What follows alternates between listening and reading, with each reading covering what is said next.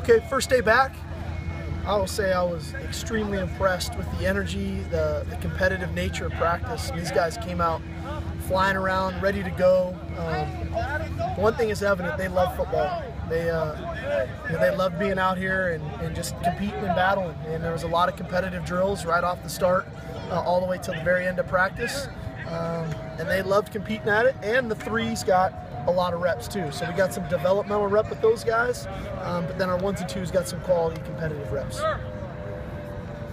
What do you think about Max Brown, and what are you hoping to see from him in this whole? Well, these practices are great for Max because so many times you get into in-season mode and it's game prep and it's scout team work. These practices are vital for him to get back to kind of game speed. You know, he doesn't get a lot of that in season. So there was some positive stuff. I know there's a good touchdown pass there in the red zone period, which was positive. So I think the speed of the game will start to ramp back up for him and he'll start feeling comfortable. Probably took a couple too many sacks, and that's just understanding that clock in your head again of how fast the game really goes and getting the ball out of your hands.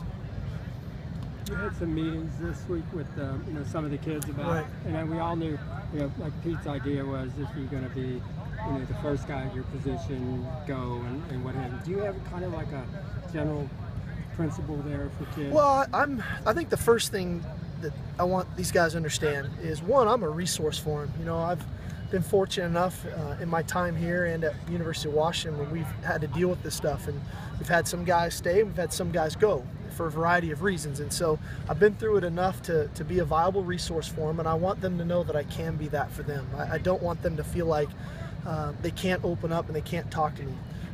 Competitively, as the head coach at SC, sure, I want them to be here because I think we have a chance to do something uniquely special next fall. But all that being said, we have to take in all of the information and then allow these guys to make really educated decisions, not emotional decisions. And I think that's the most important part. So I've met with these guys. We're in the preliminary stages of that process. None of them are going to rush to a decision. They're going to take their time and be really diligent in gathering the information. And when the time is right, they'll make a really educated decision and notify everybody what they're doing. When do they get the NFL draft evaluation? Well, that's all part of it. It takes some time. That process is a little bit different now with the NFL and the approach to it. Not every guy on our team can apply anymore. They don't allow us to do that. So we have to be somewhat selective with the guys that are, realistically considering potentially leaving and submitting those.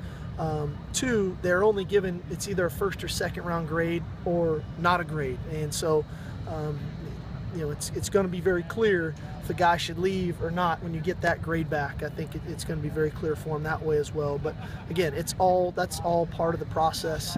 It's all part of evaluating the other players at their position, the factors of their game where they can improve their game. So a lot of things that go into it. And then ultimately earning a degree, being part of a championship football team next fall. So a lot that goes into it. Do you feel better coming out of meetings with these guys that you've coached, this year, as opposed to maybe how you felt last year with the kids that you were dealing with? It's drastically different. I felt bad. I even told these guys, I wish I had known them longer and we had developed more of a relationship and more of a trust, factor there. I don't blame those guys. They didn't know me very well, and we competed to try to help them, and obviously not all of them made the best decisions. There's some of them that are on the street right now, not playing any football, and they could have been out here with us today running around having a blast. So I feel bad that it went down that way. I'm much more confident with this group of guys coming out of these preliminary meetings that we can look each other eye to eye, exchange really quality information. They can open up to me with some concerns and whatnot, and we can move forward with really positive dialogue. When do the NFL evaluations come back? I don't know exactly, Dan. I'll let you guys know. Have you sent those out yet? No, there's a form that has to be done, but we'll get them sent out here probably within the week. Is you're only allowed 5? Yeah, you're held at 5, so I think we'll be okay there.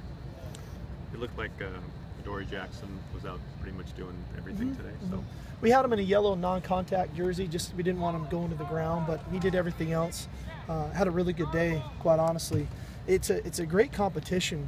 He and Adoree, he and Juju, oddly enough, get to go kind of nose to nose every day, and it's awesome competition. thought Adoree got the better of Juju in one-on-ones.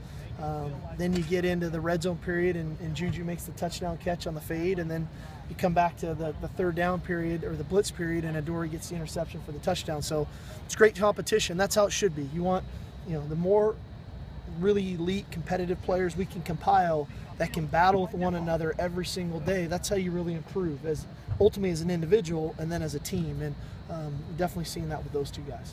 It seemed like Anthony Nyer mentioned offhand after the Notre Dame game that Clay Helton was calling the plays. I guess. No, we didn't do anything different. You were calling them? You guys interviewed Nyer, huh? That's awesome. No, you did actually. The school website. Oh. Good for him. That's great. That's funny. What about guys that maybe had roles early in the season and a guy like Chris Hawkins, for example? Is this a time that a guy like that can, for lack of a better term, make up ground or get back into a situation? This is a unique time, and we don't even know where we're playing. We don't even know the date of the game, right? So we're just coming out practicing football, and we're practicing our fundamentals. We're trying to stoke some competitive fires back into some players that maybe haven't played as much as they would have liked or had their role kind of diminished some. Chris is a great example of that. And we're also kind of restoking a competitive fire in our redshirt guys, our service team guys that have just been looking at a card all year, and now all of a sudden they get to come out and run our plays. And so I think that's why you see the spirit of practice really lift back up the way it was today. But yeah, this is an awesome time just for that, to kind of get re-energized, focus on some of the issues that guys have had with their game that we can work on to get better at. And we'll probably do something similar to this for the next 2 days, and something pretty similar to this next weekend as well, depending on the date of the game. We might start to sprinkle some game plan stuff in next weekend, but realistically, it's going to be really similar to this. So we get a really solid 6 days of practice where it's just back to getting our juices going, competing with one another, back to kind of basic installation type stuff where everybody can go out and play and have fun doing it. You're probably hearing more than we are, but it sounds like a couple of bowls really are interested in USC in a way. Are you kind of like flattered by what you're hearing? Are you hearing kind of the same thing? I think the biggest thing is I think people recognize we're a pretty good football team, and as I said before, it's unfortunate we didn't finish a couple games the way that we all would have liked to. But outside of that, I mean, we've played really good football this year. Maybe a game and a half there. We just didn't play good against UCLA, and after a good start against Boston College, didn't play great. But outside of that, we played good football, and so it's good to see that people recognize that. We want to play the best opponent, the best bowl we can, and finish off this season on a really positive high, and set ourselves up for the fall. So wherever we go, we'll prepare great, and we'll be ready to go. Anything else?